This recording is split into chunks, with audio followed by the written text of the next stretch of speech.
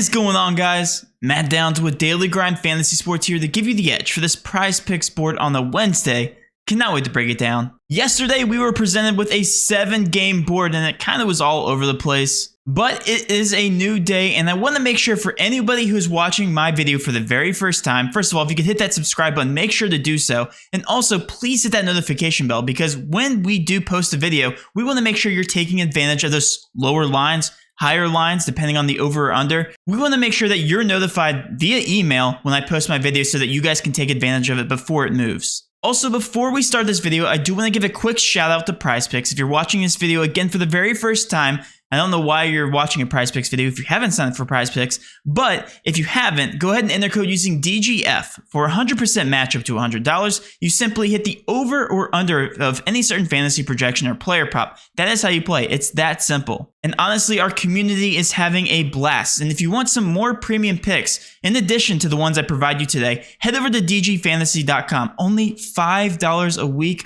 or $10 a month gives you access to all of our premium picks. But now let's go ahead and talk about last night's success with our free picks and our premium picks.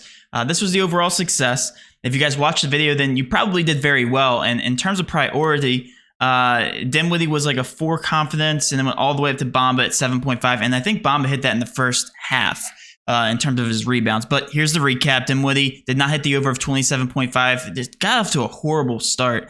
Barely did anything in the first couple quarters and then finally, stepped it up there in the last half, and they came all the way back and then blew it. So Bobby Portis over 22.5 also hit very early. I think at the end of the third quarter is when he cleared the 22.5 or early into the fourth quarter. Regardless, he hit. Van Vliet missed it by 0.5, so, that kind of hurt. And we also had Trent over 22.5, Chris Paul over 17.5 points. That hit early. And I also want to reiterate that I love the over of Chris Paul 17.5 raw points because we were under the expectation that DeAndre Ayton was going to be out and he was upgraded to questionable. I would have never given you guys that pick of Chris Paul over 17.5 points and with a very high confidence rating if that happened. But sometimes it's better to be lucky than good. So over 17.5 points did hit there with Chris Paul, and then Mo Bamba over 5.5 rebounds. That was an easy pick.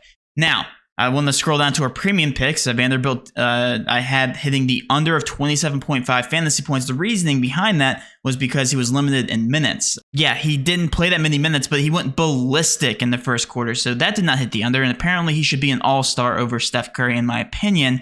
And then Biyombo over 20.5 points, rebounds, and assists. Again, I posted that before DeAndre Ayton was upgraded to questionable. He was... Man, that was such a good player prop. Like, if he was out, Biyombo's easily hitting that 20.5. Regardless, we had a somewhat successful night. Got 50% overall. But on the free picks, we went 4 of 6. So, definitely not that bad of a night overall. Regardless, let's go ahead and dive into my favorite picks for today. Coming in as my honorable mention is going to be LaMelo Ball over 20.5 points. This gets a confidence rating of a 4 out of 10. He has hit the over the past 3 out of 5 games. This is a very soft projection for LaMelo considering the past 2 times that he missed it by 1.5 points and 0.5 points. LaMelo also gets a nice little usage bump without Gordon Hayward in the lineup. Right now, we have him projected to score 23 points. Coming in at number 5 is going to be Joel Embiid over 11.5 rebounds. This gets a confidence rating of a 5 out of 10. He has hit the over the past 4 out of 5 games. Thomas Bryant is officially out for the Washington Wizards, which means Joel Embiid will be matched up against Daniel Gafford, who presents a great matchup. Even when the 76ers played the Wizards earlier this season in a blowout, he was still able to grab 14 rebounds in 31 minutes. My 4th favorite pick on this board is going to be Jarrett Allen under 15.5 points. This gets a confidence rating of a 5.5 out of 10. Jarrett Allen has hit the under on this projection the past 4 out of 5 games. This projection on Prizepicks is also slightly inflated due to the Houston Rockets also playing at a higher normal pace of play. Allen's also going to be matched up against the Rockets' best player in Christian Wood. Without Garland on the court, Allen averages 3 less points per game. This is because Garland is known for pushing the pace of the game, and the Cavs are just without a very good facilitator in the lineup now. Coming in at number 3 is going to be Luka Doncic over 48.5 points, rebounds, and assists. This also gets a confidence rating of a 5.5 out of 10. Doncic gets a 3.2% usage bump without Hardaway and Porzingis on the floor. He's also averaged 21.5 shots per game over the last 2 games without Hardaway and Porzingis. Doncic looks to be the only elite scoring option here in the starting lineup. Right now, we have him projected for 57 points, rebounds, and assists. Coming in at number 2, and yes, this might frustrate you, is going to be Spencer Dinwiddie over 29.5 fantasy score. But hear me out. This gets a confidence rating of a 6 out of 10. Due to Dinwiddie's performance last night, the projections have all come down on him. But let's look at season averages. Dinwiddie still gets a crazy 4.6% usage bump with Beal off the court. He also averages 1.15 fantasy points per minute without Beal on the court. This is 0.01 fantasy points lower than Kyle Kuzma. Look what Kyle Kuzma did last night.